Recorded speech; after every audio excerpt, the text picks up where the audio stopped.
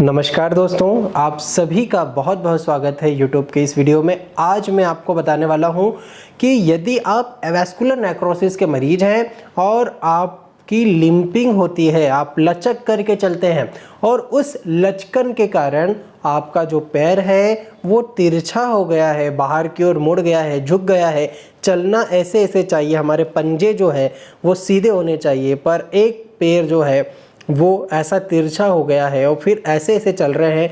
तो ऐसी कंडीशन में आपको क्या करना चाहिए, ये कंडीशन क्यों डेवलप होती है, ये कैसे ठीक होगी, इसके बारे में पूरा वीडियो है, लास्ट तक ज़रूर देखिए। अधिक से अधिक लोगों को शेयर ज़रूर करिए। कुछ भी समझ में ना आए तो आप मुझे नीचे कमेंट कर सकते हैं और कुछ समझ में आ जाए तो लाइक ज़रूर कीजिए, सब्सक्राइब ज़रूर कीजिए, पड़ोस की बेल आइकन को दबा के ऑल ज़रूर सेलेक्ट कीजिएगा। क्रूशियल इन्फॉर्मेशन है तो अधिक से अधिक लोगों को पहुंचाइएगा ज़रूर। चलिए, सबसे पहली बात कि जो पैर मुड़ जाता है ये क्यों मुड़ता है, इस पर आते हैं।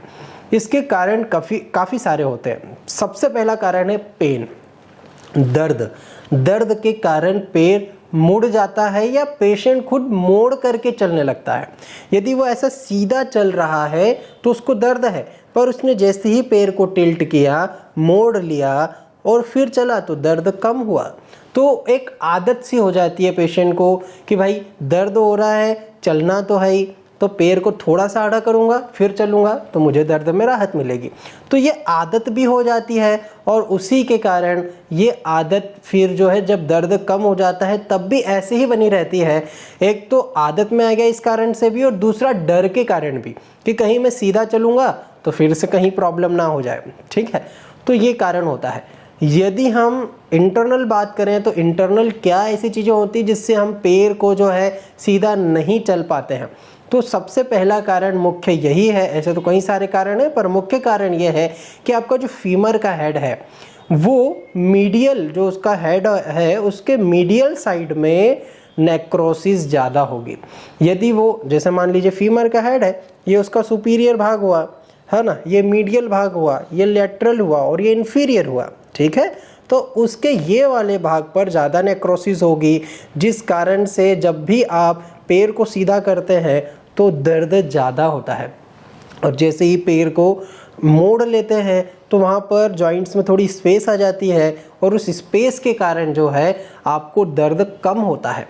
पर यदि स्पेस कम हो गई, आपने पैर को सीधा कर लिया और आपके एसिटाबुलम कैविटी और आपका फीमर का जो हेड है उसके बीच की स्पेस कम हो गई तो आपको दर्द होगा।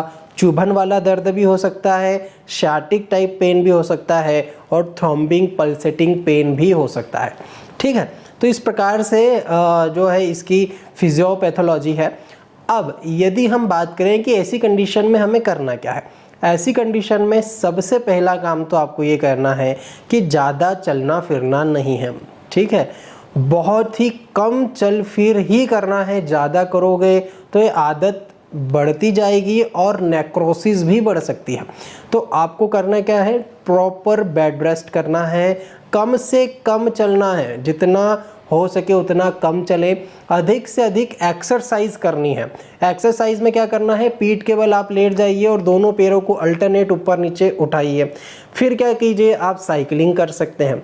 फिर क्या कीजिए, पैरों को सीधा कर लीजिए और पंजों को ऐसे ऐसे कीजिए। ठीक है, इस प्रकार से आप कर सकते हैं। साथ ही साथ यदि आपको दर्द ना बढ़े तो एक पैर को लेटरल साइड ले जाइए बाहर, फिर वापस लाइए, फिर दूसरे को ले जाइए, ऐसा भी आप कर सकते हैं। पवन मुक्तासन आपके लिए बहुत अच्छा है, ये कर सकते हैं। सेतु बंधासन आप कर सकते हैं। ठीक है, वक्रासन कर सकते हैं। पर ये आसन तब कारगर है जब इन आसनों को करने के बाद दर्द ना बढ़े। यदि आसन कर रहे हैं और पहले से ज़्यादा दर्द हो रहा है तो कतई मत कीजिए, बीमारी और बढ़ जाएगी। ठीक है, तो कभी भी शरीर के साथ ज़बरदस्ती नहीं करना है ना। दूसरी चीज़ क्या है, जिस कारण से ये हो रहा है उस कारण को ठीक कर दो। भाई दर्द हो रहा है ना, दर्द को ठीक करो। दर्द क्यों हो रहा है, एवियन से, तो एवियन को ठीक कर दो। एवियन ठीक होगा, दर्द ठीक हो जाएगा, दर्द ठीक होगा तो लिंपिंग ठीक होगी, लिंपिंग ठीक होगी तो पैर सीधा हो जाएगा। बहुत ईजी है। ठीक है, तो इस टाइप से आप कर सकते हैं। साथ ही साथ आपके लेवल पर आप क्या कर सकते हैं, आपके लेवल पर ऑयल से मसाज कीजिए, गर्म सिकाई जितनी हो उतनी कीजिए ऐसी कंडीशन में, और प्रोटीन ज़रूर लीजिए।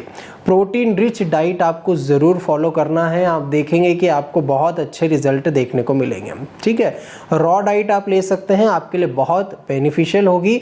और साथ ही साथ सीधा चलने की भी कोशिश कीजिए। अब जब आपको दर्द हो रहा था तो आप आड़े चल रहे थे, है ना। किसी भी पेशेंट को, मेरे पास एक पेशेंट आए तो उनको मैंने बोला कि सीधा चलो, तो उन्होंने मुझे बोला कि सर मुझे मज़ा नहीं आ रहा है ऐसा चलने में, मुझे दर्द हो रहा है इसलिए चल रहा हूँ ना। तो मैंने उनको यही बोला कि आप सीधे चलिए, दर्द तो होगा, कुछ समय बाद आप उसके आदी हो जाओगे, तो आपको जो ये नई प्रॉब्लम हो गई है एटलीस्ट ये तो नहीं होगी। तो उन्होंने वो चीज़ अप्लाई की और उन्हें रिज़ल्ट भी काफ़ी अच्छा मिला। तो यदि आप टेढ़ा चल रहे हैं केवल इस कारण से कि मुझे दर्द होगा चलने में, तो सीधा चलिए और कम चलिए, तो आपको नई परेशानी ही खड़ी नहीं होगी। ठीक है, तो ये आप समझ चुके होंगे मैं क्या कहना चाह रहा हूँ। अब एवीएन जैसे जैसे हील होगा वैसे वैसे आपका दर्द और आपकी लिंपिंग भी ठीक होगी, और इसी के साथ में आपको जो ये पैर आड़े होने वाली समस्या है वो भी ठीक हो जाएगी। तो आई थिंक आपको काफ़ी हद तक कुछ समझ में आ गया होगा। यदि फिर भी कुछ नहीं आया है, डोंट वेरी, आप नीचे कमेंट कर सकते हैं, उसका जवाब मैं ज़रूर दूंगा। इंस्टाग्राम पर, फेसबुक पर ज़रूर फॉलो कीजिए मुझसे जुड़े रहने के लिए। यदि आपको अपॉइंटमेंट चाहिए, आप दिए हुए नंबर पर कॉल कर सकते हैं। कॉल करने का समय सुबह 9 बजे से रात को 9 बजे तक का है। आप फ़ोन करके आपकी अपॉइंटमेंट कैसे लेना है वो सारी चीज़ें आप पूछ सकते हैं, आपकी क्वायरीज़ भी पूछ सकते हैं। मिलता हूँ मैं आपसे दोस्तों नेक्स्ट वीडियो में, तब तक अपना ध्यान रखिए, घर वालों का ध्यान रखिए। नमस्कार।